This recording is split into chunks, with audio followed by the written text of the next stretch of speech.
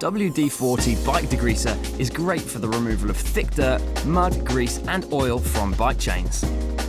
First, place the bicycle on a stand so the rear wheel is free to turn, with a rag under the chain to collect any dirty or excess liquid. Apply by spraying liberally onto the chain where it comes into contact with the rear gears, whilst rotating the chain in an anti-clockwise direction. This will ensure a constant amount of degreaser is applied to tackle any excess build-up of dirt and grime on the drivetrain. To remove heavy or stubborn build-up of dirt, you may need to agitate with a brush. Once applied, allow to remain in contact for a few minutes. The liquid starts to soften and solubilize dirt, grease and oil to lift it from the chain easily. To finish, spray with clean water from a hose. Finally, dry with a clean cloth or towel.